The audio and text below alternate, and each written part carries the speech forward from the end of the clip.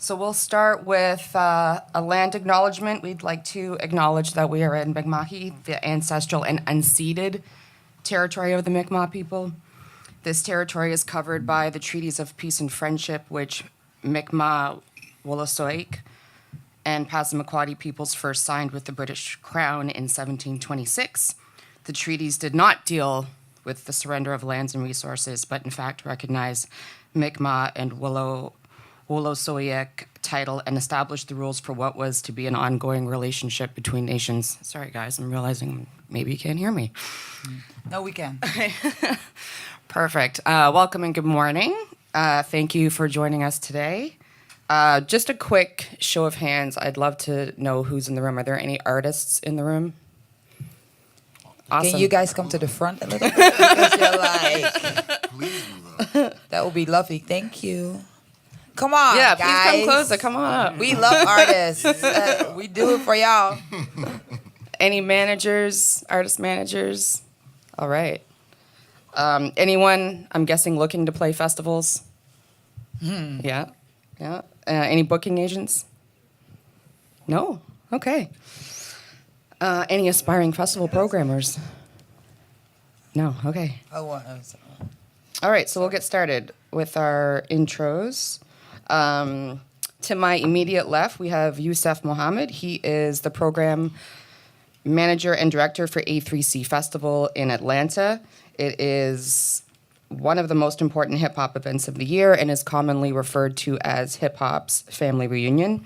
He's also an independent promoter, marketing talent buyer for Live Nation, AEG Live, Red Bull, Heineken, and more. Next to him, we have Shea Malcolmson. He is an award-winning producer, songwriter, artist, and founder of Northern Touch Music Festival and Conference, which is based in Winnipeg. He's an advocate for Winnipeg's hip-hop scene, and he has worked as the morning show host at Canada's only hip-hop station, Streets 104.7. Next to him, we have Phat Phillie.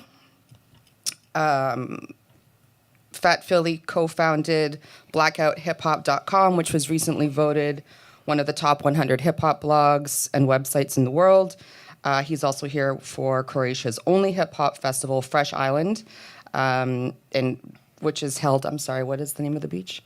Zrče Beach. Yes, perfect. Thank you. Then we have Henca, Maduro, yes. She is here with New School Rules. She's the creator of New School Rules, which is the biggest international urban music conference. Biggest international urban music conference, which takes place in the Netherlands. They've had more than 1,200 conference delegates and more than 150 performances at the most recent edition. And our last panelist is Affro. He's with Hip Hop Kemp, and it is the largest hip hop festival in Central and Eastern Europe. This year, it's their 18th anniversary, and it's been ranked one of the 50 best festivals in the world by CNN, which takes place in the Czech Republic. So, welcome. Congrats. Thanks Hello, for being hello. here. So maybe we'll just get started. For those who don't know, if we want to just go down the line, if you want to just talk a little bit about your festival, what makes it unique, and the communities it serves. Hey, so I'm here representing the A2C Music Festival and Conference that's based in Atlanta. This past year was our 14th year. We host, it's a 5-day festival and conference, and we host, thousands upon thousands of people in Atlanta. It is sort of like a family reunion since it's grown. I've been involved with the festival since 2014, and I've been attending the festival since 2009. So I started off as an attendee and ended up becoming the program director. I have no idea how I finessed that. And the conference, I think, is probably our strongest, outside of the music, which is the part that I program. I really champion our conference because it's just a vast wealth of knowledge and experience for people who attend from all over the world. On the showcase side, which is similar to South by Southwest, we host about 100. I think this year we had about 130 shows over the course of 5 days. People from all over the world, Winnipeg, Nova Scotia, Korea, Australia, London, all over the the musical kind of landscape that come to our festival. And it's pretty exciting every single year. Every single year it's pretty exciting. And then our festival is a 2-day experience where we really get a chance to really create, which is pretty much what I'm mostly involved in, and really just create a story. Create lineups that are more than just kind of just going to attend, but actually like moments. So that's probably cool. The best breakdown. Northern Touch is a 3-day music festival and conference based in Winnipeg. I was an artist for about 10 years, attending conferences around Canada and internationally. That's how I met a lot of the people here. And I just typically found that that hip-hop artists needed more, hip-hop, R&B, and soul needed more connections and that sort of thing. So I kind of took the same concept that I saw working other places, and started the festival in Winnipeg. And basically we have about 75 showcase slots over 3 days. We have an outdoor stage in a park that holds like 1,000 people. And basically, we're really focused on helping hip-hop, R&B, and soul artists reach the export level ready kind of standard that factor in some of the funding agents look for. Cool. Fresh Island, we like to call it your perfect hip hop holiday. It's a week long. The only hip hop festival on the beach. It happens on the island of Pag in Croatia, which is the Adriatic coast, southeast of Europe, and we've been doing it since 2012. I'm one of the 4 co-founders, and we host between 7,000 and 10,000 people. Started with people from all over Europe will come, and Croatia is pretty much known as a tourist destination in Europe and around the world. So we wanted to utilize that and throw something really, really nice on the beach. Nowadays, mostly our crowds come from the UK due to good connects with airline companies and just the weather being nice in Croatia. So people from London want to get away. And have a week-long holiday. So we have like 3 main days of the festival, but we also start with pre-parties, boat parties, beach events, and we had some of the most known American and UK artists performing there, including some Canadians as well. And we are gearing up for our 8th year in July 2019. So more information on freshisland.org. Makes sense. Yeah. Very true. Definitely, I can advise you guys to go because I've been a couple of times, and it's definitely an experience and also definitely a vacation. I even went bungee jumping there, and I survived, so that's a good thing. New School Rules. We started our organization 20 years ago. It's a non-for-profit foundation, and I think that's very important to mention just because we always look at everything that we do from a development point of view. So we ended up figuring out that a lot of the talented artists, producers, songwriters that were coming to our other events, because we do events all through the year, were getting stuck as a talent. They were moving forward from talent to semi-professional to professional. They were sitting in that same spot, being super talented, but not really going anywhere. And so when we started to talk to all these different talented people, we come to find out that it was a lack of business knowledge, but also a lack of connections that was keeping them in the same spot.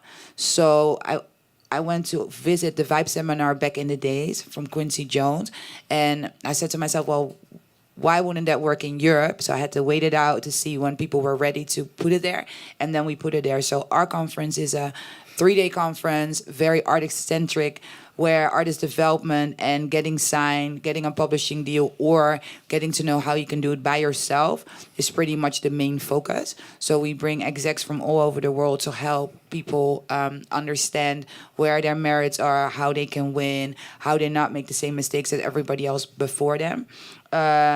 So it's like a family experience. It's a family experience, a whole bunch of people that love urban music. So from soul to R&B to hip hop to grime to dubstep to Affro, any black music genre really. that I feel is good can showcase there. So you don't have to have a million followers. You just have to be good. You just have to have a great product and apply on the website newschools.com under, we got to take on the festival, apply for showcase and it's free. Yeah. My name is Affro. I'm from Czech Republic and I started with a friend of mine whom we used to go to the kindergarten together. We started a festival called Hip Hop Kemp in 2002, and the main reason was that it was one of these occasions when you feel either I do it or it's not going to happen. And since I wanted to see it happening, I felt like, okay, if I want to go to a festival in my country, I just need to organize one.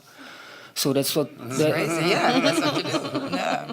That's how I felt, and that's why we did it. And it was like a magical moment because around those days we had the worst floods in the last 300 years, and basically most of our country was flooded, apart from this place where we were organizing the festival. Wow. So the whole weekend everybody was calling us like, "Hey man, we're watching CNN and it seems like you guys are fucked." And we said like, "Yeah, we are, but not the place where we organize in the festival, so you better come." So we are not fucked. And I always say, like, people ask me, so how did you start it? What was the plan B? What if, the plan A didn't work? And we say, like, okay, the plan A was, it's going to work out. The plan B was, okay, we're not going to have a plan B. Yeah. There's no plan B. Like, it needs to work. Like, we had no financial backing. Like, none of us were coming from a, rich background. We didn't have a rich uncle from the States who would send the money if it's not going to work out. We had nothing.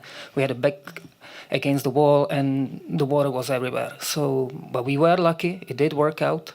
And, 17 years ago, I couldn't imagine that I'm going to be here talking to people in Canada about the festival I organized. My horizon was like, let's make this happen. Let's not drown in the water and, let's see where this takes us. The first year we had 3,500 people. It was a 3-day festival on Friday, Saturday, and Sunday. And what we had was a few underground acts from the States. We had a few acts from the UK, and the rest of the acts we had was just local groups from Czech, Slovakia, Poland, Germany, Hungary, the countries around us. And our goal was like, okay, let's invite all these international groups, because all the other festivals that we have seen and we went to in Germany, like Splash or MTV Hip Hop Open, they would always combine just the local, meaning German, and the stuff from the US. Nobody was invited back then. Like grime wasn't a thing; it didn't even exist back then.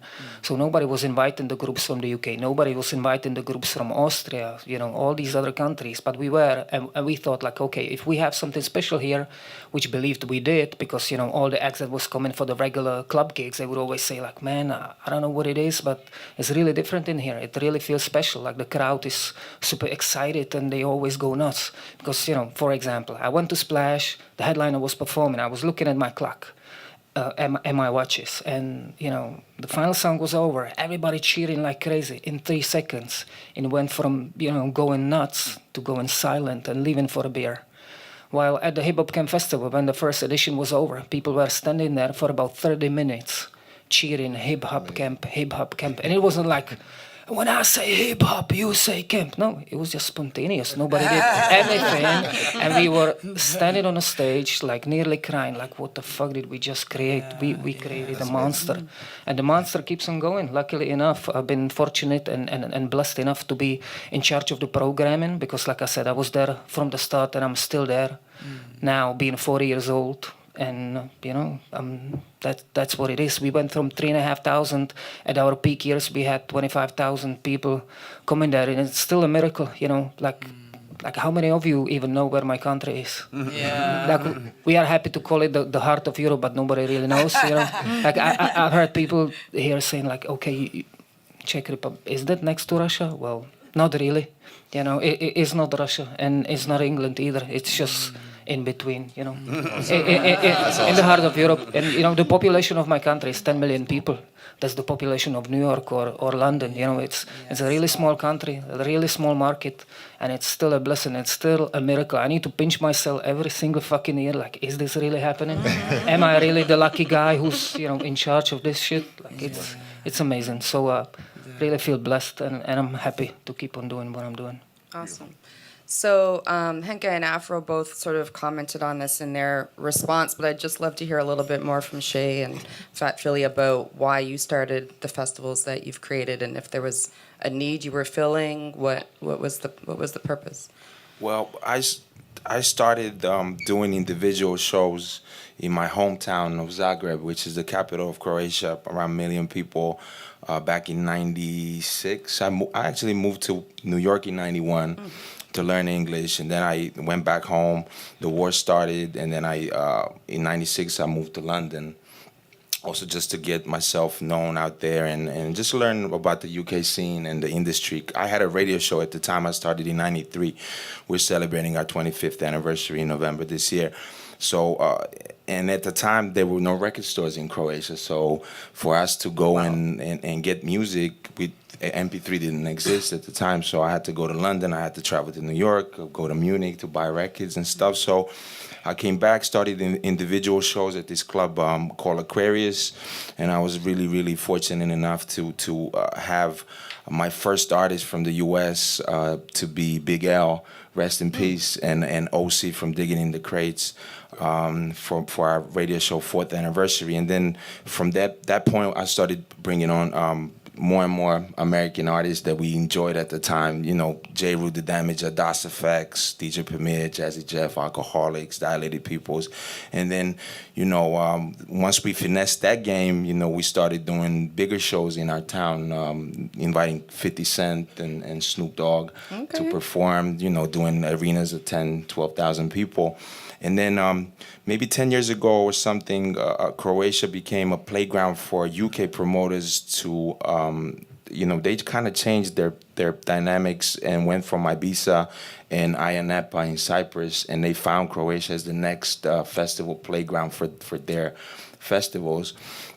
And then all of a sudden, Soundwave would pop out, Outlook would pop out, Sunset Beat. A lot of these festivals would pop out with different genres of music, and me and my boys were just standing around and looking and enjoying some of these festivals. But we said, you know, if we don't really step our game up, there's going to be a hip-hop promoter in our backyard maybe next year.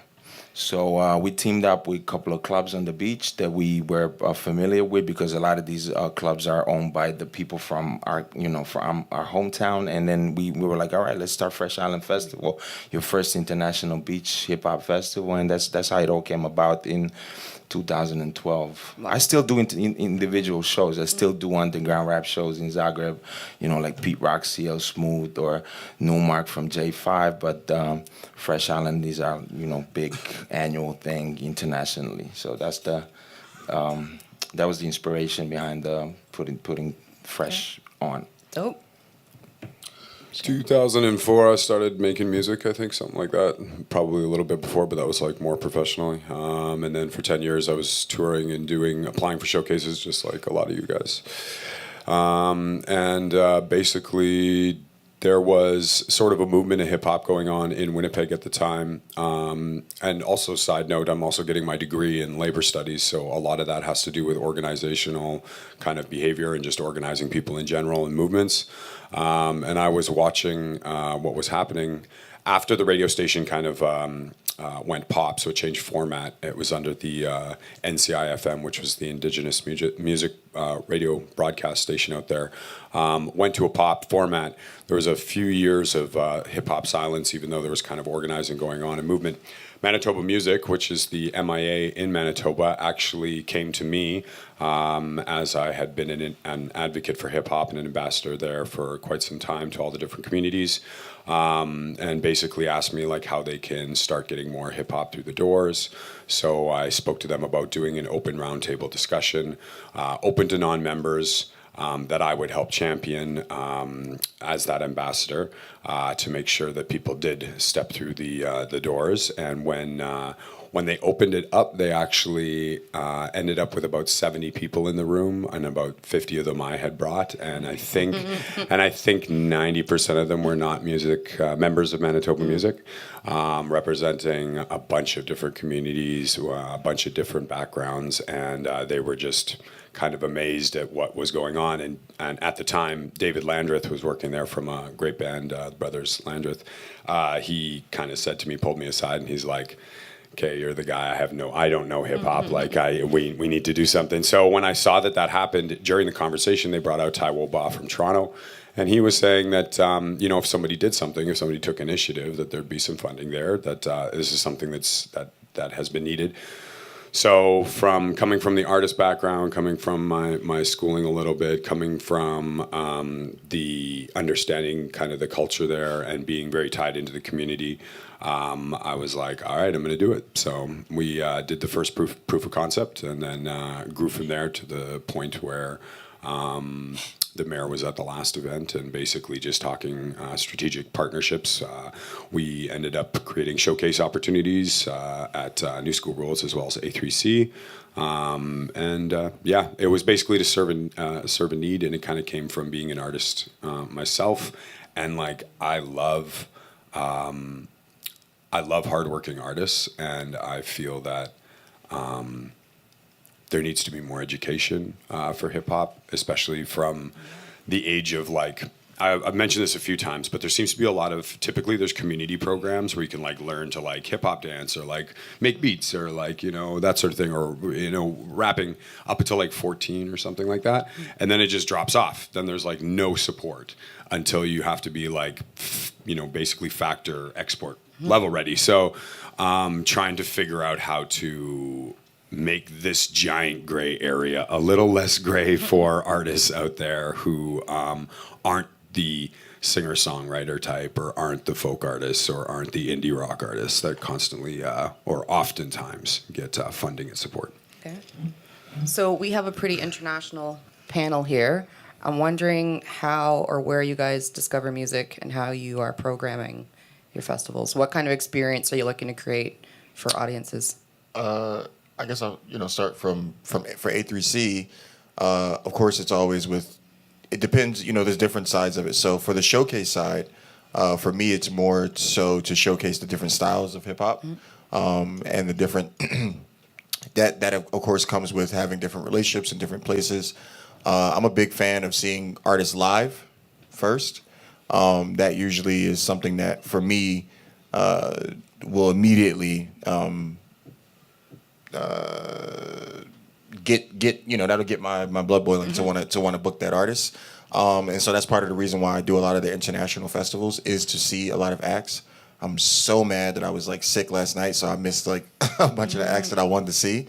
So I'm like, I gotta make up for it tonight. But yeah, for me, it's of course seeing acts live. Also unique. Especially in the States, we have a lot of artists. You'll have 300,000 artists that all sound the same. Yep. So it's a blessing when you find artists who are able to kind of create their own lane, create their own sound.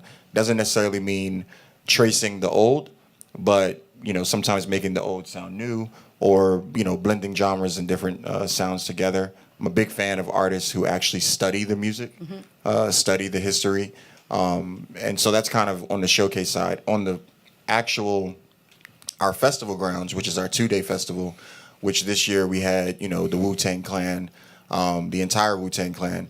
It's really just creating an experience. That's, what artists can we get to create an experience? Originally, I wanted to get Snoop Dogg with like a gospel like choir behind him. Like, you know what I mean? Just trying to think outside of the box and create, an experience for festival goers. So it's not something where they're just paying their ticket, watching someone perform, and then leaving. So yeah, for me, that's probably most likely my motivation behind booking my And labs. so just to clarify for the audience, are there 2 streams? Are you curating part of the festival, and then is there a submission process, or is it all like how do artists kind of find the way to? So there's a few ways. Of course. And are you partnering with other curators? Oh yeah, absolutely. So for the showcases, we're partnering with other curators, very similar to South by Southwest. So I'll reach out to a Shea. I'll say, hey, Shea, do you have 4 artists? I'll reach out to Scott and say, hey, do you have 4 artists? I will create the platform for you. Just bring them. So okay. So we try to provide a platform for curators to design unique and cool shows and bring folks down. I'm a big fan of having more inclusion of women. So like this year, the first year I came on, we had 3 showcases ran by women. This last year it was about 12. Out of a total of like our 30 like main showcases. So half of our main shows were ran by amazing women, and we had a lot of, just inclusion and just really great shows from that aspect. For the submission process, yes, and I always tell this story. So we have a submission process through Sonic Bids, and it's not the end all be all to get onto the festival, but it is one that works. So last year we had Nas. Our system got shut down by an artist, and I was like, who? Like, it literally shut our system down for like 2 days. We had to get it like rebooted, and it was like ridiculous. And it was this guy from Canada, his name, and we were like, who the hell is this guy? So we're in the office and we're looking up his music, and it was a guy named Mercules. He like got the most votes of like any artist ever for our Sonic Bids. Like he like damn near broke the system, and so he came to Atlanta. Myself, the festival director, our whole team was excited to meet him because we're like, who the heck are you that you were able to do this? And he ended up actually playing our main stage. He played on the same stage with Nas. Oh, wow, last okay. year. Yeah, so it's really about, of course, going to the festival, of course, submitting, either being put on by a curator, or us just outright booking you. Okay. So there's a number of ways to play the festival. Yeah, we're a young festival, so we're a mix of all three right now as well. But we're open to a lot of ideas. And thank you for the Wu-Tang moment. That was a bucket list thing for me, actually. I haven't had time to mention that, but it was awesome. So we do the exact same thing. Our submission process is a little bit more lengthy. Like, we're opening submissions soon for next July long weekend in 2019. And the reason for that is that we actually usually build a committee with part of our board and some of the active members in the community. But we try to represent all of the communities, all of the different backgrounds, all of the different voices, especially the ones that are particularly I'm not going to say most important, but like are particularly like talked about at the time. Like if there's a big indigenous, movement going on, then we'll make sure that there's great representation there so that we know what's going on in that community for sure. I mean, I've been tied into that community for years, but it's great that we have people like, I work with Lisa Muswagon, whose husband is Hellenbach, who was a member of War Party. He was like one of the first indigenous rappers on Much Music, and we're like all family. So she's on the board, and she basically helps keep me tied into things that aren't just going on in Winnipeg, but she's tied into the Pink Party in Arizona and a lot of the connections down there. Mix of all three. We do the submission thing. When it comes to submissions, it will go through a very lengthy process and committee, and then usually we try to mix up the acts. We don't really have any overlaying shows currently at our festival, so we try to mix everyone in, some newer ones with some that have some draw, and just try to do our best in regards to that. Our outdoor stage, the only thing that we kind of keep in mind is that from about noon until 9, we like to keep it kind of family friendly. Some hip hop can be a little bit edgier. We can save that for the after parties. So I've heard. Other than that, yes, we're this year we're looking at talking to different organizations, partnering with people. We want to partner with people that are making things happen right now. And another thing that I had mentioned previously, just outside of the panel, was that I'm really interested in movements generally. So genres don't really matter to me. I really like. For instance, I'm interested in this whole the Seattle grunge rap scene. Like, it's a thing that's kind of come back right now. It's this whole, like, you've got these mixed racial skater kids that are all like wearing Kurt Cobain's, like, basically went through Kurt Cobain's like laundry, and they're all making this like trapped out like grunge rock. And I'm a fan of grunge rock. I was into like Soundgarden and all that stuff, STP, when I was growing up. So I mean, like, it's cool to me, and I get it. And it's reaching out to Winnipeg, and there's a Winnipeg artist who is just in the Juno Masterclass. His name is Smart Death, and he's one of the more successful Winnipeg acts right now. And that's his whole style, like, painted nails, dyed hair, like emo trap music. But that movement has been of interest to me lately, stuff like that, and Bones and all that sort of thing. So, yeah. Cool.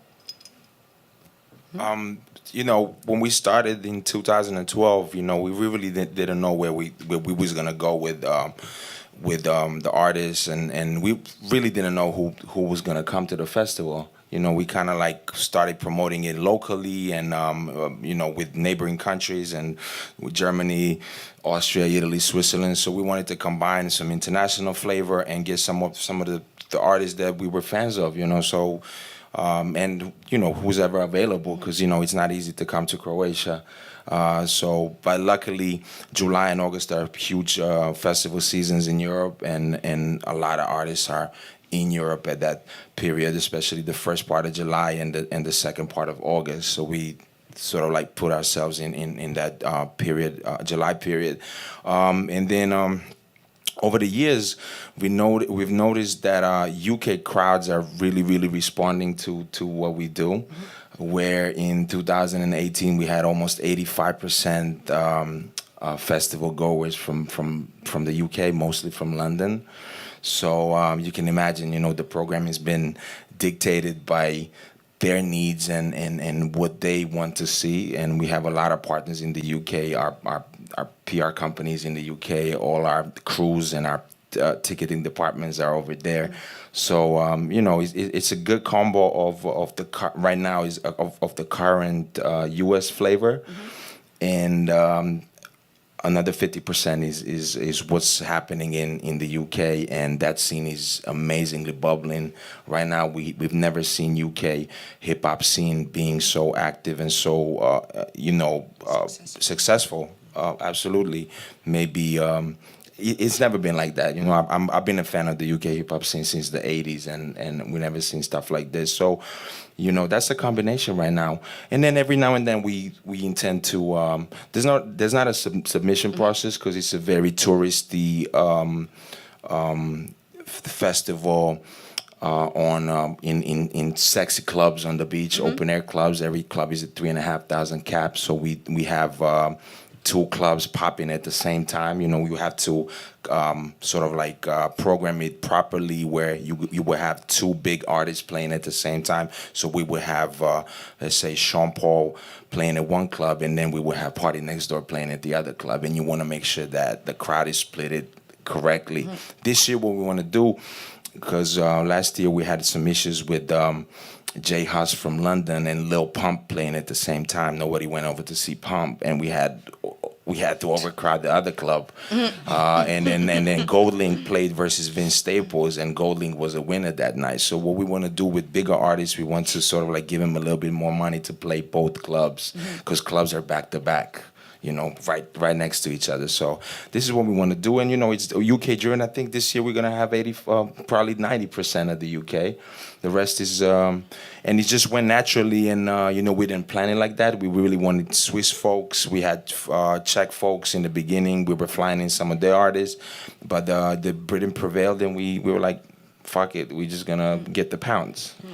But Phillie also, hey, get them pounds. But the people that are not known artists, because his festival is a commercial, he needs to sell tickets.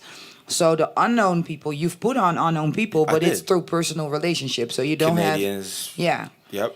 So if people impress you here, there might be a possibility that you Absolutely. Give them. Yeah. I mean, what we do is we kind of surprise people with a 5-minute performance before our headliner. I will put on a hot act that nobody knows and just give him a shot to shine for 10 minutes. And then that's what we did this year with the artist from Brooklyn who lives in Italy. His name is Eurotrip.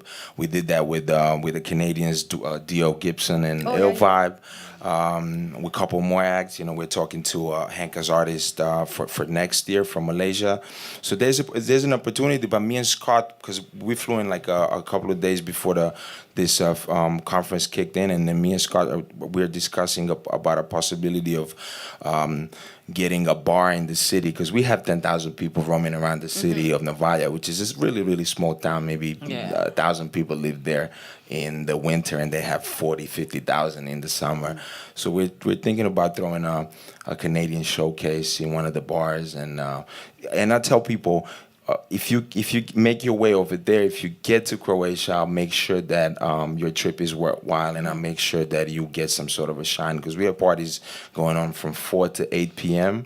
and then we have both parties at the same time. These are the beach parties, and then everybody rests for a couple of hours, and then we start from 11 to 6 in the morning. So it's Yes, pretty much like- the festival is sort of like programmed like a club. So you mad know? I missed it. Like you see the sun, literally see the sun come up. Like It's in the it's in the clubs on the beach. You know, it's Yeah. not no lawn, and you have problems with rain. You gotta wear your your boots. It's really high heels in the night for the ladies, and then during the day everybody's in their swimming trunks and their thongs, like getting the UK. wasted. You know, I wish we could play some of the videos because the picture would say a lot more than me. Yeah, there's like swimming pool parties, people walking around like they have no sense. Like it's really funny. Sounds like heaven. And it's Titties like- hanging. Heaven. Everything. Like it's like how back in the days when you had the MTV like island. The MTV Island, I guess, show where it's like a pool party and everybody's just going. Oh, the That's like 5 days. spring break, the spring break. Yeah, that's spring break. Maybe- yeah, the spring maybe break. Freaknik in Atlanta. It's like a combination of all of them. Yeah, it's crazy. Yeah. So that was it, right? Yeah. Thank you. Yes. Henca is my biggest advocate. She speaks about my. Sometimes it's hard to talk about your Yeah, own. your own you thing, know, because I speak from a different perspective, and then people that come, industry people, my friends that come, and then they be coming. We get a lot of people to come from industry just to hang out. Hang out. Nas was on the horn with us last year. He wanted to come just to be there and get a table and party. Unfortunately, didn't happen, but we're working on it for next summer. Yeah, the networking backstage is crazy. Oh, yeah. Like really, really, really insane. With New School Rules, it's only two things. Either you go to the website, newschoolrules.com, go to festival and apply for showcase, which is free. Or I come out to events like this, or I go to venues, or I go to festivals or whatever, and I see people playing. I really do travel around the world to try to figure out what works for New School Rules, and I love introducing people to weird stuff. Like somebody said it yesterday. Oh, Shea, I think you said it yesterday. If you're weird or different or original, like I love weird, different, and original because I am weird, different, and original. So, and I also feel like there's so much of the same thing going on that as a non-for-profit, I feel like it's my responsibility to mix in the more general with the really different sounding, because I feel like we're not commercially, we don't have to focus on money that much because we're locally funded as well as nationally funded. But so I feel like quality wins. So even like I said earlier, if you don't have any followers, but you send in the application, I'm like, yo, this is amazing.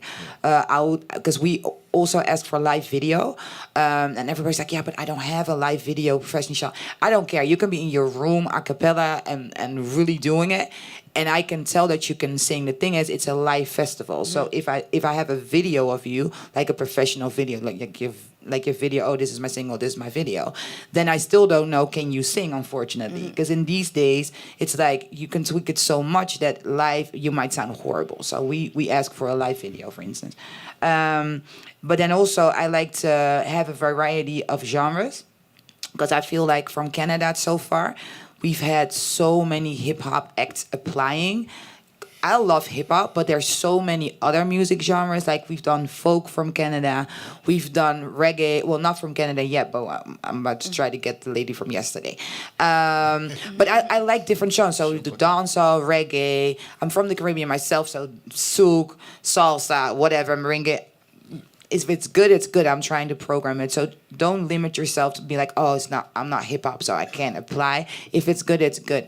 We had before, AHI, who's a folk artist from Toronto, and 2 years later, he's now nominated for a Grammy. So good music is good music. So just apply. And the other thing is, through other people. Like his artist came to perform at New School Rules Euro Trip because Phillie was like, yo, he's dope. This is the music. I wanted to hear the music, obviously. So I'm like, yeah, he was dope. So I program him. So it's those three ways. And also I feel like if you are at these type of things, make sure that we see your personality, because we're getting hundreds and hundreds of showcase applications, and it's all, I mean, it's a standard form, so we get the same thing from everybody. So if you have us around you, show us who you are. So don't be afraid to come up to us. That's what we're here for. And give us a little bit of your personality, because I also like to program people that I feel that can win. They can get a record deal, or can get a pub deal, or can go somewhere, or can do a lot of festivals, right? And so one of the things that I feel like if you don't have it, you're never going to win in this industry is a personality. Some sort of thing that sets you apart from anybody else. If you're sociable, that's going to help make you win. If I feel like you're, like I was telling a guy yesterday, I was here last year, and Phillie and me went to, and I think Yusuf too, went to a restaurant where people were performing, and I saw this guy. And I was really excited to see him because I spoke to him earlier at the conference. And so he went there, and he had this negative energy, and he was mad. He was just mad. During his whole performance, he was upset, mad, about to hit somebody. That's how I felt, about to hit somebody. I was like, whoa. I liked his rap, but I was so taken back by his like negative attitude, and it just his madness. Like, are you gonna hit somebody? Like, am I gonna you're gonna shoot somebody when you get upset? Like, what is going on? And I saw the same guy yesterday, and I never went up to him. I was like, ooh, no, we don't need it, because he looks difficult. It just looks like it's gonna be messy with him. So I just didn't even go there. So I saw him yesterday. He was this super friendly guy, and I'm like so confused. Like, I'm looking at him yesterday. I was like, Bad night. yeah, bad night. Yeah, but he was saying, so I was like, what was your problem last year? And he was like, yeah, they put me first. There was no people. And I was like, yo, Yusuf was there, Phillie was there, and me was there. There was maybe only 3 people, but these 3 people could have programmed you in the whole world. Like, and then I was like, are you calling me nobody? Like, were we nobody to you? That's crazy. No, so, but that's a mistake that a lot of artists make, is that they feel like, oh, there's only 4 people, so I don't have to give it my all, or I have to be upset or whatever. You don't know who these 4 people are, or who this one person is. There might be somebody, because it was a restaurant, there might be somebody that has nothing to do with the festival, that's just having dinner there, and they actually do movies or whatever. But anyway, they can do something for you. So the personality and the sociability is super important. So even if the music is not perfect, if we would like to see you win, we might give you the opportunity to grow. You know what I mean? Yeah, absolutely. We're running out of time, and I do want to ask an important question: how inclusivity and accessibility finds itself into your programming, and how are you guys ensuring your stages are inclusive and accessible? And it's for anyone who wants to jump in. You want to go? I'm gonna say this year we did the first. It's the first time I've seen it, especially in the States, where we had. If you Google most hip hop festivals in the States, there's usually literally 2 or 3 women on the entire billing. On ours, there was like 22, and that was something we purposely did, because in the States, there are just different voices in hip hop, and it's not just men, and it's something that I fight for, and I'm very happy that I work for a festival that supports that. And all of the people that are on, that I've been to the festivals up here, they do the same. Where I've met one of the acts who I literally play all the time, was at Shea's festival, and I walked up, and it was a woman who I would have never expected this voice to come out of her, but she's absolutely amazing. Like, I tell everybody in the States about her music. So Ice the One, So for me, I think inclusivity is important. Quick story: there's a young girl on Twitter, speaking about personality. She tweeted A3C and said, "Y'all should put me on." And we said, if you get 75 retweets, we'll put you on. She got like 390, and we put her onto our all women stage that we did. We did a women in hip hop stage.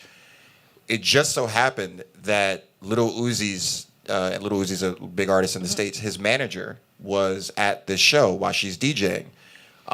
They connected at the show, and they just signed her to the label. Wow. Okay. Literally, like, she's literally the label DJ, and it all came from her sending us a tweet saying, if we retweet us, we'll put us on. She went, she DJ'd this. I had her DJ the entire stage the entire day. She killed it. He pulled her to the side, said, let's meet up, and she just announced it this week that she signed to the label. Wow. So it's like, those type of stories are amazing. Like, of the entire festival, those are the type of things talking about inclusivity that, that I love. So, yeah.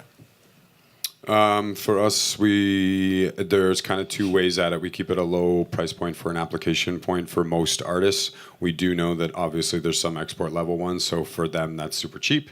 But we also know that we have artists like say up north that are would have to pay gas, pay all it's like a lot for them to do that $25. And in those cases, we typically talk to like partners that we can work with. So. For instance, like community organizations up north potentially that are maybe have like 4 or 5 artists or something like that. Like we would just get them down there and figure it out type of thing and have them included. When it comes to inclusion with programming, we're the like very diverse committee, and we had a very diverse festival programming. So we had both female headliners last year and. 2 years ago, and last year we had a balanced, like a gender-neutral programming for men and women, and also Headliner was wild. Headliner is also a queer rapper from New York, and she is like my favorite person ever. That was actually. amazing. But yeah, that's it. I know there's not a lot of time, so. So for us, obviously, I run the festival, so it's like, okay, of course I'm going to include women. So we always have a panel, women in music, every year. This year, though, we decided to not only do a panel, women in music, but also do a showcase women in music. But I think it's more important to spread the women across, any type of discussion, panel-wise, workshop-wise, but also in the showcase program. So it's not just them in women in music, but they're all across the programming. But I felt like it was important to also give it a separate entity. I've been stalked by the Keychains initiative, but I'm always a little hesitant in going in percentages. I just feel like I need the best quality speakers and the best quality acts, and I'm gonna make sure to look as hard as I can to get them and get it equal. But I don't feel like I have to get it equal with people that might not even be on the level they need to be at to showcase. That's always very important to me. So I'm like, they're like keep telling me, well, join us, join our thing, and I'm like, no. Right now we're fighting for an incredible lineup and great and amazing and inspiring speakers. And I don't want to be held to a percentage. Sometimes it's even more than 50%, and sometimes it might be a little less, depending on the subjects or whatever else is the case. And then obviously black, white, green, yellow, like we get it all. And then the last time it was funny because I did something at a venue. There's a gay venue, and it was very interesting because the venue was like, oh my gosh, do you think that will work, like hip hop and a gay club? And I was like, I don't care. If people don't want to come in, then they don't come in. But I feel like this is an amazing venue. It fits right with what I want to try to do programming wise. So we're going to be in here. So it was funny because there was like a little glass cabinet with like thongs and all these extra other things. And he was like, do you need me to cover this? I was like, no, this is what your venue looks like. This is what we're doing. Anybody has a problem with it, they just don't go in. So I feel like sometimes, yes, diversity is super important, but to just be all awkward with it to make it happen, I don't believe in it. I feel like if it's a more natural, organic thing, and you just act and feel like nobody's different, you're gonna attract, or in our case, we're gonna attract the most diverse community because we tell everybody you can be you. So that's our standpoint from the get-go. So it really works. Okay. Very, very diverse. Yeah, I think the same thing. Like at our festival on 1 year, I'm working closely with a booking agent from Berlin. Her name is Karen, and obviously since she's a woman, she has an eye on all the female releases out there. So she's always putting it to my attention, like we should bring this girl and that girl. So 1 year we had like a whole one stage was nothing but females, but I just think it's a little weird to force it somehow and be like, okay, we lacking a women, so we need to book someone just for the sake of having them. Yeah, no. Like, I mean, Has to make sense. all of us to make probably sense. just try to book good music. But what is good music? What is the good color? Is it the black? Is it the white? Is it the blue? Is it the yellow? Like, we just have our own taste. Like, my key to success or putting the good festival of good music together is working with other people as well, and whom tastes I believe, and let them speak, and not being afraid of working with people that are better in their field than I am, and believe their like their taste or whatever. So this is what I'm doing. I'm definitely open to whatever is interesting, whatever is stands out, and it doesn't matter like the sex, the color, the the background, the country that is coming from, and just be in the platform for whatever's interested. Because like Yusuf said, there is like 300,000 different bands playing the very same music. I'm not interested in that at all. Like I need to sell tickets in order to survive, but a trained monkey with a half a brain could put a program together based on charts. Anybody can do that. So for me the challenge is not to bring the one who's top in the charts. First of all, the main limit is my budget. I don't have a budget for that. But second of all, I'm not even interested in that. Like to me the biggest challenge is to bring someone you didn't know or you didn't expect anything from, and who's going to be the artist that you're going to be talking about walking away from the festival, not the one you're talking about before the festival or is the biggest name on the flyer, but the one who actually sparked the most conversations and leave the biggest impression. And I've been lucky enough and fortunate enough again that it happened to me many times before, that the people actually walked out and be like, oh my God, this guy was amazing. And it's so funny, I'm getting all these emails from booking agencies like, hey man, in order to survive you need to do this, you need to do that, you need to book him, you need to book her. I'm like, well, thank you for your advice. Your 150K artist I'm gonna have to skip on doesn't do shit for me. I booked a guy for €2,500 including flights, and he's the one everybody's talking about. So thank you for your advice. Keep your fucking 150K artist for the Christmas and sell it to someone else. We are running out of time, so we have to Speaking my wrap it up. But I would love to take a question or two if anyone in the audience has a question. Just stand up. Anyone? No, go ahead. Yeah. If you're someone that wanted to put together a festival of some kind to like aid or benefit a cause that you think a certain community is needing or lacking, what would you say would be a good first start if you're someone that like is amongst a group of friends who are all like-minded in that way? Just for me, I think it's, of course, there's three things.